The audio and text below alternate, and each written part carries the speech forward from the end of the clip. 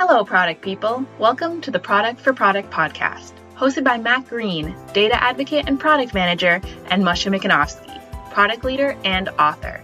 Our goal is to serve the product community by helping you find products that can help make your work in product management easier. Thanks for joining us on another episode of the Product for Product podcast. Welcome back. On today's episode, Michelle and I will be speaking with Magali Pelissier about how the latest in artificial intelligence can help product managers and how it may impact us in the future. Welcome to the show, Magali. Thank you so much for having me. I'm so happy to be talking about this topic. Welcome, Magali, and hey, Matt. How are you guys doing? A wonderful day. Really excited to talk about AI. We've been working on it, so I'm really excited for this conversation. Yeah, and Magali is also a co-podcaster. Yes. She has her own podcast. So tell us a bit first about yourself. Great. So I'm Magali. I'm based in London, and I'm a product manager. That wouldn't surprise you, I hope. I've mostly worked on B2B products, and I've started products from scratch. I've made improvements to new products. I've deprecated older products. And my main focus has been on more analytics products, which have a lot of data, which are used to show data or even data as a product. And as you said, I have a podcast, which is called Product Perspectives. And you were in this podcast once because I interview people who work in the product environment, and we uncover what makes a good product manager and what makes a good product according to the people we work with. That's the UX designers, the engineers, sales, marketing, and all of that. Yeah, and that's how we met last year, for sure. So it's a pleasure having you now on our podcast. So thank you for coming. Yes, thank you for coming. And it's great to hear you work in analytics too. So that's always a buzzword for me. So yes, I always pick up on that. Exactly. I know that your ears will perk up when you hear that.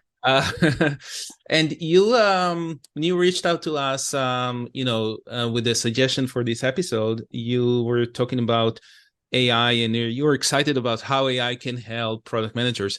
So tell us, what's your relationship with AI and what are you excited about that? Right. I'm addicted.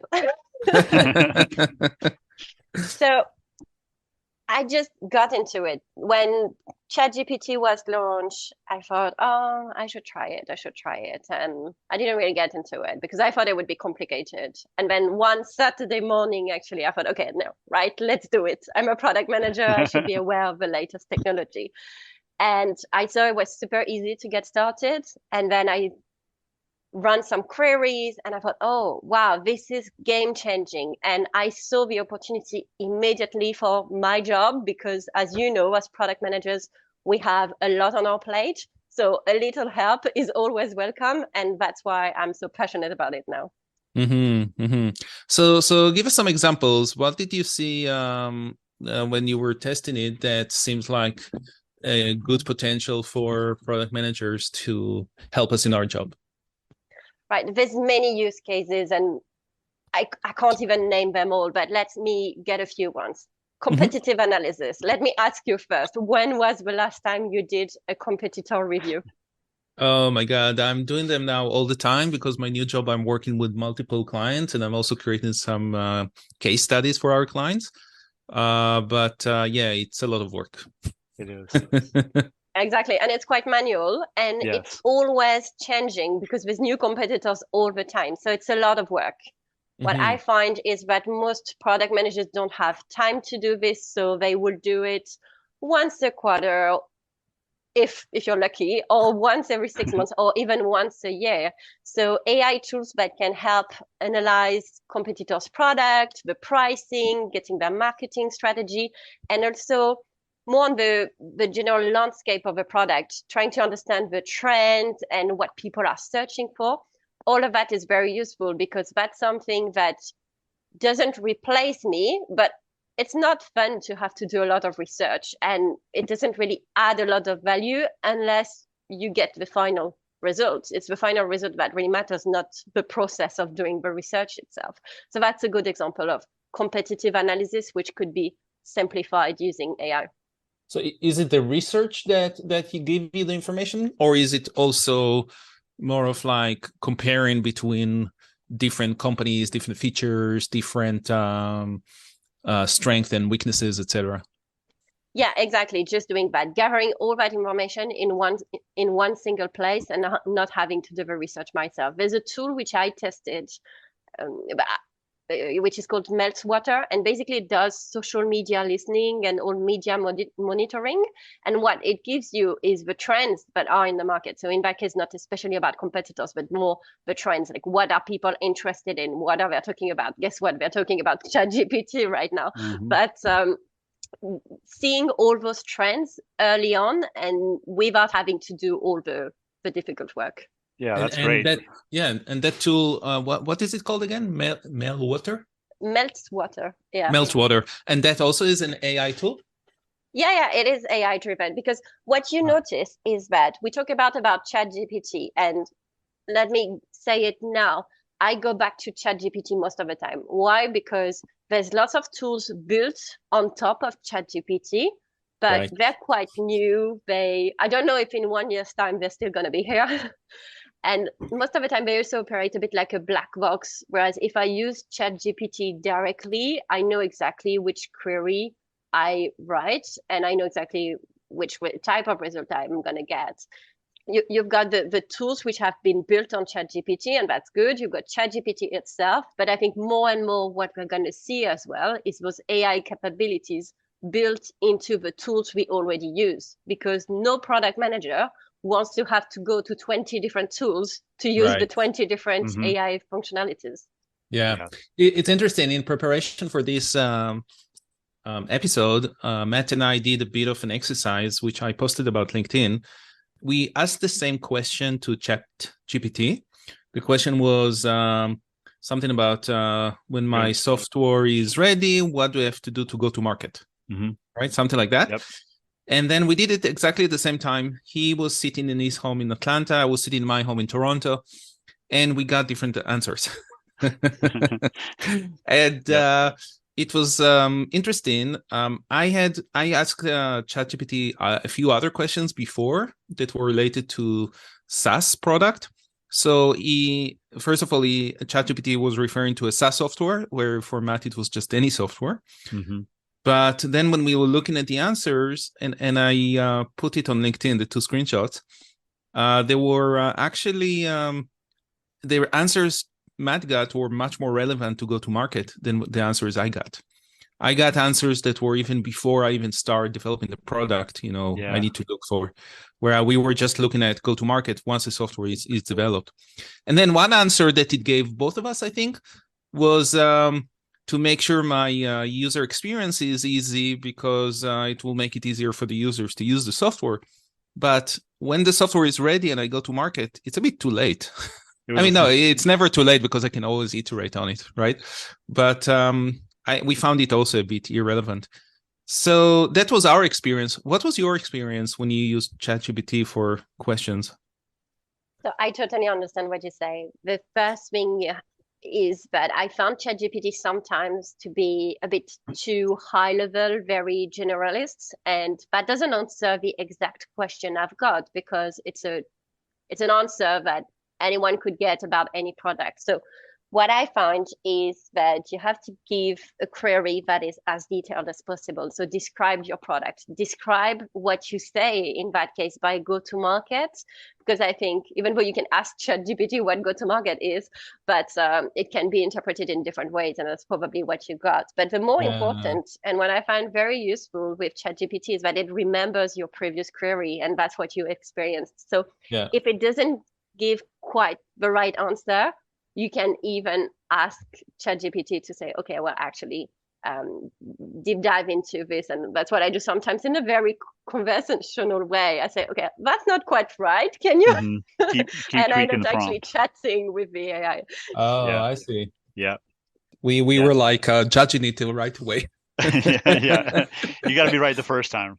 And I think that goes back to your point, and the point you made in that LinkedIn post is, who is the audience for this AI tool? And here we're talking in this podcast episode, we're talking about the audience being product managers. So one, we know what we're doing. We're product managers. That's our job. So we know what to look for. We just need a bit of assistance.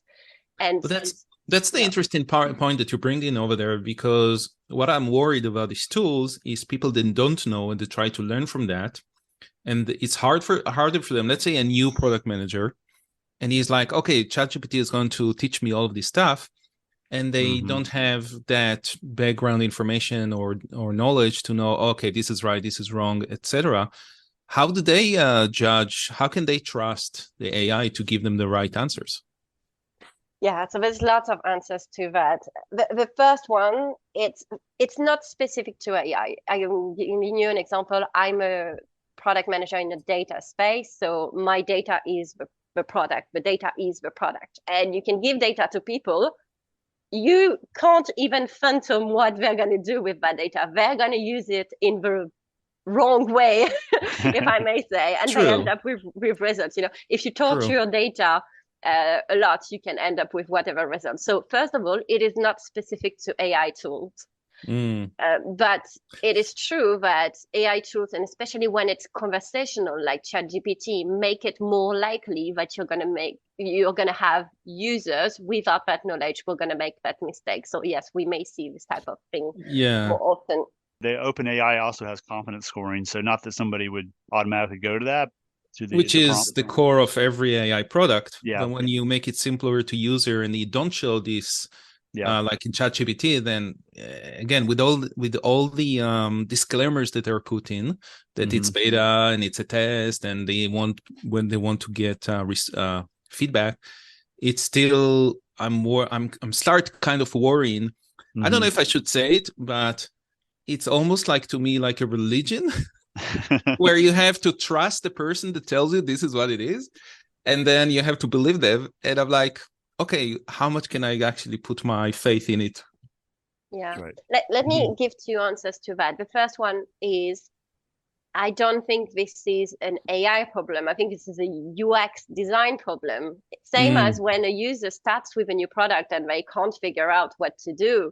We need to help onboard those users and get the most value from the tool in the right way. So I think what ChatGPT hasn't done very well is that onboarding experience. And I think that's normal because, as you said, they're still in beta, so they have time to figure it out later, and they added all of those disclaimers. But having a proper onboarding and working on the user experience, I think that will contribute to limiting that. But then the second thing is also giving some guidelines as part of that. There's lots of articles online about comparing Google, who obviously was quite scared by ChatGPT, versus ChatGPT and the quality of the results you get. And the conclusion of that was, when you use Google or another search engine, you're more likely to get better results because that's what they do. They give you very accurate results. Plus, you can have lots of other suggestions. So you can actually make up your mind. Okay, this first website doesn't give me quite what I want. I want a second opinion. Let's go on to the second website, which ChatGPT doesn't do. It gives you a single answer. Yeah. So have you seen already, you mentioned that you would love to see some of the product management tools that are being used by people out there improved by AI. Have you seen that starting already?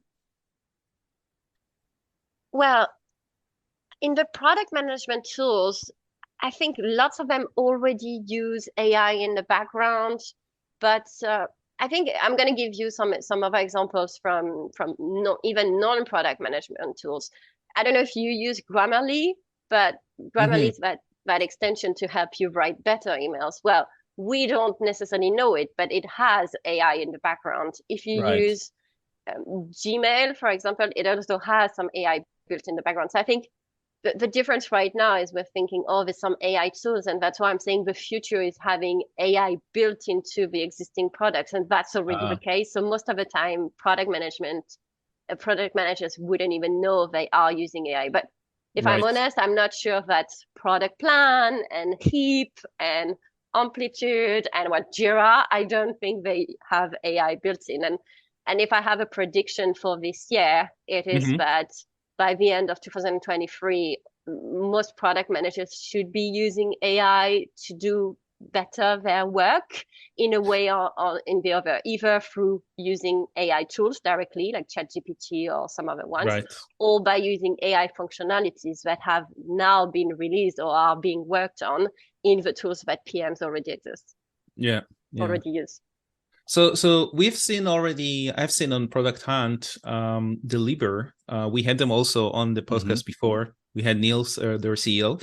They're a startup out of Sweden that created product for product managers to write epics. And they are playing also with OpenAI APIs, and they integrate it into Deliver. They call it Deliver AI.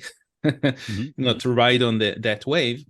But what they do over there, you can ask through their application, you can ask questions like we ask ChatGPT. For example, what features do I need for SSO, if that's part of your epic, right? And then it will automatically populate for you a list of features. So that's how they use that. You mentioned other product like Product Board and Jira, etc. What would be like, what do you envision will be the number one AI feature or AI supported feature that you would love to have in one of those products? That's a good question. I would say, okay, here it is. I think it's mostly focused on user research. You know how if you're lucky to have a user researcher, good for you. But most people in startup companies or small product teams, they don't have that. So it's between me and the UX designer. And most of the time we do the interviews through Zoom or through whatever other conference tool we've got. But I know there's some specific tools to do that, user testing and things like this. But I think what would help is a combination of Otter. Otter is that AI tool which gives you the transcript of the discussion, and then you could have a summary on top of that. So I think everything that can help summarize better user research would be awesome, because it just takes an awful lot of time. But even better, I have found some tools which can predict the results of user research without having to do user research. And I think that is awesome for two reasons and for two types of product managers. The first one is a B2C. In B2C, sometimes it's hard to reach the end user. I'm going to give you an example. You probably use WhatsApp. You never worked with Meta to do a user interview. I think it must be hard for Meta to do a user interview with their end users, because as consumers, I'm not really interested in having a user interview with Meta. So in the B2C, where it's difficult to talk to users, and in the B2B, where most of the time you've got power users or admins, and it's really difficult to get to the actual end user of the system. So if you could, with a tool, predict the outcome of the user research, that would be awesome. And that already exists. I'm going to give you one example, which is called Attention Insights. And that's the name of a product? That's the name of a product. And you basically upload your design. So let's say you're redesigning a web page, and it predicts the heat map of the user focus, where the user is going to look. So you actually can tell if your design is good, if people are going to be attracted to the right place in the page. So predicting user results, predicting user research would be a huge win. Yeah, that's awesome. That's a great example of where AI can help. Yeah, I mean, a day where we will be able to do user research without users will be. I don't know if that's actually something I want to see completely, because at the end of the day, we are building for humans, not for computers.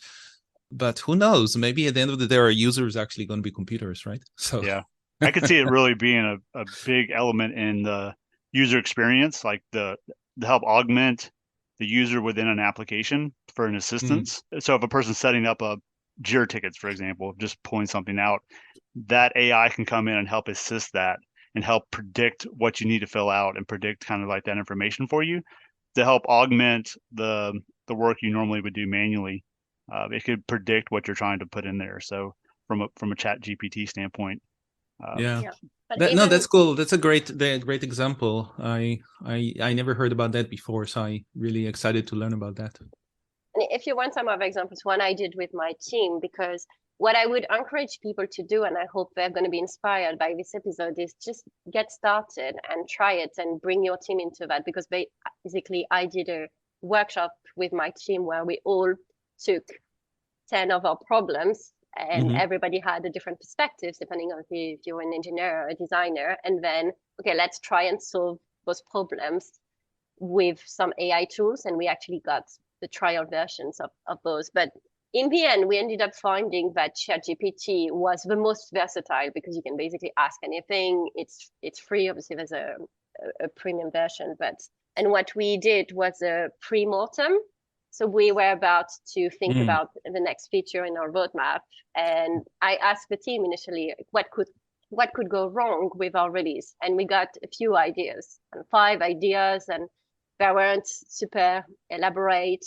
And then we asked ChatGPT, and it came back with a list of 10 potential risks with our release, and in a much more elaborated way that we could take and more clearly communicate. It's not a replacement for thinking, but it definitely adds value on top of the thinking, and then you have to think again. Yeah, absolutely. Well, one of the things that I found useful also with asking an AI like that is, there are features that every software needs to have, but was built millions of times by other software developers for other packages, right? And many times we repeat building them. So just getting like almost like a list, maybe eventually it will be full stories, just give me all the stories I need and I will build it, right? For, user login, user management, stuff like that, right? So that could be maybe another place where that can go. Tell me what you think about this one. I saw this app that someone is building. Let me find the name for that. It's an AI generated personas. It's called PersonaGen. They're still, I think, they didn't open it up yet. I think they're still developing this. But would you use something like that, to generate your personas? Well, I'm looking at it as we speak. I think, again, let's first think about what we want to do. I think it has to be human thinking about it first, because otherwise, so we'll forget how to think. So let's think about it. Then let's put this AI tool to the test and see what it gives us. Right. And I'm sure it will have generated things that we didn't think about. So let's add it to our initial thinking, and then add an extra layer of thinking on top of it. And I think the whole thing combined should lead to a better result than human alone or AI alone, but definitely not a complete replacement for the human. What I want to say about personas, and that's something I've discussed recently in a webinar, which is I think right now in product management, our personas are quite static. We put people into boxes and they don't really move, but we don't take into account how those people are changing over time, how their environment, let's say you're doing a B2C product, how depending on where you're using this product, the conditions may change and you're going to use the product differently. So making more dynamic personas is what is called life-centric. Right now, what is preventing us from doing that? It's time, it's availability of data. So maybe this kind of tool will enable us to be more productive and have better access to data to make personas more dynamic and therefore more relevant. Interesting. Yeah, for sure. Yeah, I think it also works in the data space. I mean, I know I've worked in Power BI before, and you can ask, it's not open AI, but you can ask it questions about data and ask for particular insights, and it will spit out information for you. So you don't have to actually dig through the dashboard or stuff like that. It will actually bubble up information from an analytics perspective. So that's another, use case. Is it AWS QuickSight? Because I saw that they basically train on your own data, and then you can just ask a question. I find that's brilliant. Exactly. Yep. That's a good one too. I've also I started using Softer, which is a low-code platform. And just to play on my comment earlier, so they have something called copywriting generator. So if you're actually in there and you can't quite think of the right words to say on your website, you can actually put in prompts and it'll spit out like copywriting language. So, and you can populate that directly into your website. So that was kind of a cool element that software has as well. So lots of cool applications. I wonder if there is going to be also a way to tell an AI engine to build me a wireframe for a specific feature. And based on other software that exists out there, it will give me the best wireframe. Yeah, right? Definitely. I think here in this episode, we're talking about AI for product managers, but every single person in the product space is going to be affected. I've got my engineer using ChatGPT to write code, not because he doesn't know how to code, of course, but because that just saves time. And then AI can spot where you forgot the semicolon, for example, in your code.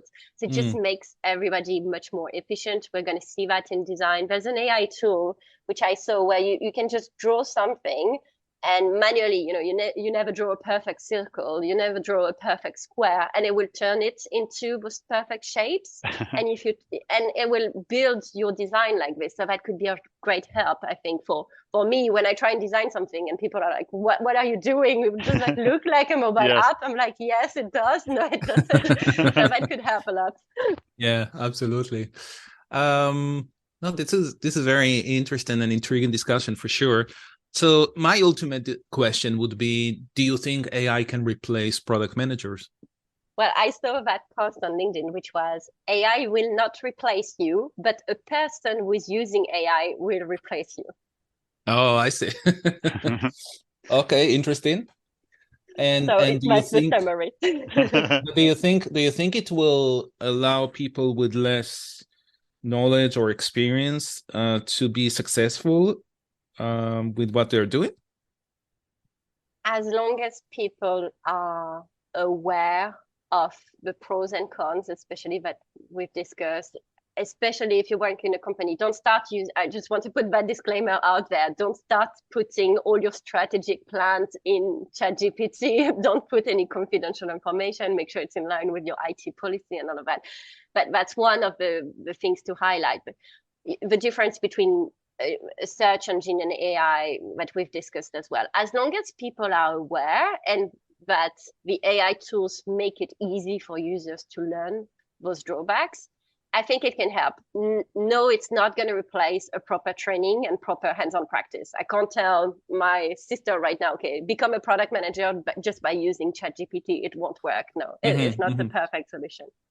Yeah, so it's probably in its early days, AI, as far as I can see it. So it's going to be a long time until we could actually even contemplate someone replacing us. But you're right. It's probably the people that use an AI more than anything. Right. Magali, you're also a podcaster, and you're using also some AI tools for your position as a podcaster, right? Yeah, it has changed my life. I think it's two tools which have changed my life. One is Notion to track all my guests, and Notion has actually launched some AI features in beta. And then the second thing is I used to do all the editing myself, and I'm sure you would know how painful that is. I do. Then I outsourced it with someone doing it. And now I found this tool, which is called Clean Voice, but there's dozens of competitors. That's the thing with AI products. And that's why I was cautious when mentioning some of the examples. It's because if you look at Product Hunt, you'll see dozens of new AI products based on ChatGPT every single day. So who knows which products are going to survive. But right now it's a monthly subscription, but it saves a lot of time, it saves a lot of money, and it does the editing. So it removes all the and all the, also, nice. All the things that I don't know if people realize, but people who listen to podcasts, all the work that's in the background to make sure the voice is clean. Absolutely. Quite a bit. Absolutely. Perfect. But I also use it for the questions. I write the bio of the person that I'm interviewing, and I just say, okay, write me some questions. And that's my starting point. And then I customize the questions. So these are just great examples of how to save time. Yeah, that's another great example.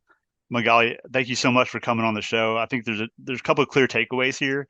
One is that, if you're a product manager, use AI to your advantage and help it augment that work. Like you mentioned, competitive analysis.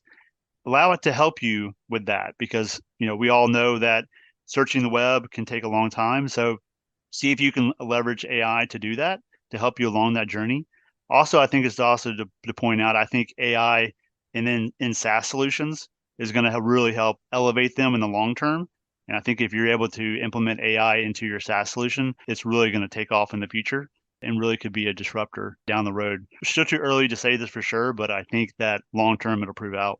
Yeah. Something I'm quite excited about as well, I think, is that AI will bring us closer to our legal teams, because there's all sorts of questions about ethics, plagiarism, copyright, and all of that. So you will have to talk to your legal team. That's a fair point for sure. That's a good point. Yeah, of course. Where can people reach out to you? Well, you can reach out to me on LinkedIn or by email. It's Magali Pelissier at hotmail.fr. Perfect. Thank you so much, Magali, for coming to the show and talking with us about this, hot topic right now. It's like a hot potato out there. Yep. Yes. Thank you so much. It's been a pleasure. Moshe, thank you as always. Thank you to all the listeners, and we'll talk to you next time. Take care. Bye-bye. Thank you. Bye-bye. Thank you to all the listeners. We really appreciate the feedback and support. Please leave us a review to help others find the show on Apple or Spotify or anywhere else you're listening to the show.